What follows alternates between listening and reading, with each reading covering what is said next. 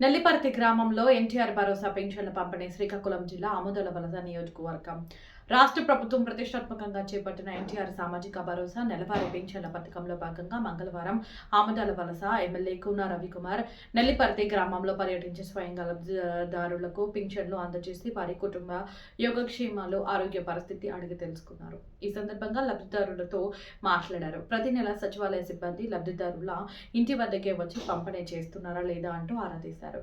ఇంటి వద్దకే వచ్చి పింఛన్లు అందిస్తున్నట్లు లబ్ధిదారులు వివరించారు.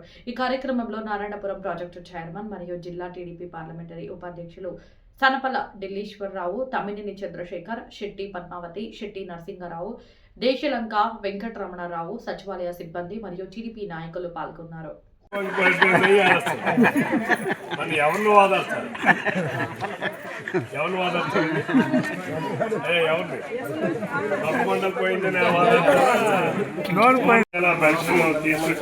ఇస్తున్నారా?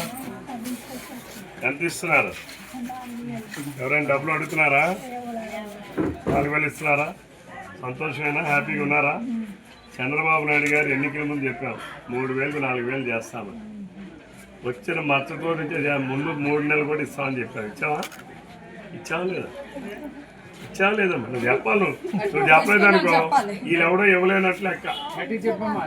ఇచ్చారా అంటే చెప్పిన మాట ప్రకారం చేస్తున్నావా? దీనికి నెలకి ప్రతి నెల ఎంత ఖర్చు అవుతుందో తెలుసమ్మా? మీ పెన్షన్ల కోసం మన రాష్ట్రంలో 2,800 కోట్ల రూపాయలు ఖర్చు అవుతుంది ప్రతి నెల. అంటే సంవత్సరానికి ఎంత అవుతుందో తెలుసమ్మా? ఎంత అవుతుంది తెలీదా? చదువుకోవడం కాదు, టీవీ చూస్తున్నావా? సెల్ ఫోన్ చూస్తున్నావా? టీవీ చూస్తున్నావా లేదా? 32,000 కోట్ల రూపాయలు అవుతుంది సంవత్సరానికి. 8,000 32,000 కోట్లు. నెలకి 2,850 కోట్లు. ఏమ్మా?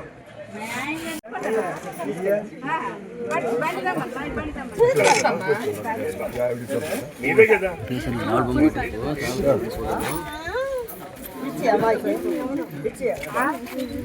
చూడమ్మా, ఇక్కడి వరకు లేవు కానీ ఆయన బ్రహ్మాండ పడుతున్నాడు. నాకు ఉద్యోగం చేస్తాడు.